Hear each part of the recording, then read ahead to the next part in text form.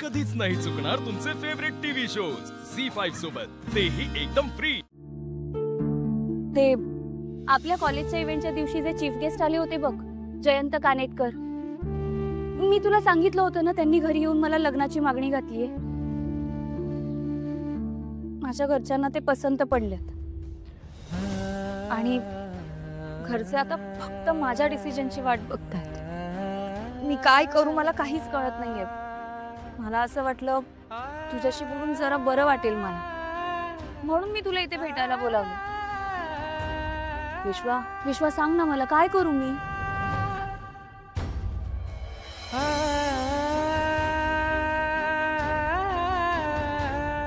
विश्वा बोल ना काहीतरी, मी मगासपासून तुझ्याशी बोलते। मला सांग, मी जे काही सांगते ते ऐकण्यात इंटरेस्ट नाहीये का तुला?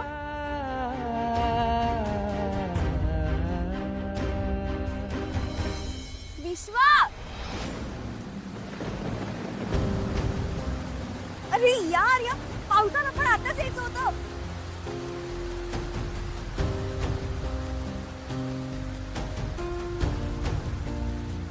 काय झालं? तुझा चेहरा का असा झालाय? काय नाही जानू, मी ऐकतोय, बोलतो। विश्वा, अरे भावनाताईच्या लग्नामुळे जे काही झालं त्यामुळे घरचे सगळे खूप सॅड आहेत।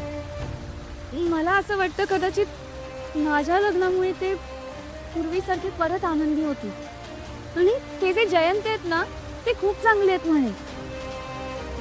म्हणजे एवढे मोठे बिझनेसमॅन असून सुद्धा त्यांना त्यांच्या श्रीमंतीचा अजिबात गर्व नाहीये। खूप डाऊन टू अर्थ आहेत ते। आणि तुला माहितीये का विश्वा, माझ्या आईबाबांना जेव्हा पोलिसांनी पकडलं होतं ना, तेव्हा सुद्धा त्यांनीच माझ्या आईबाबांना लॉकअप मधून सोडवलं।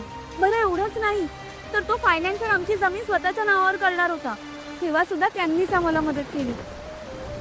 माझ्या घरातल्यांना तर खूपच आवडलेत ते। म्हणजे घरातल्यांची अशी इच्छा आहे की माझं जयंत सोबत लग्न व्हावं। विश्वा, मला ना कळत नाहीये मी नक्की काय करू, पण जयंतशी लग्न झाल्यामुळे जर माझ्या आई बाबांना बरं वाटणार असेल ना, तर मला असं वाटतं की मी हे लग्न करावं। तुला काय वाटतं?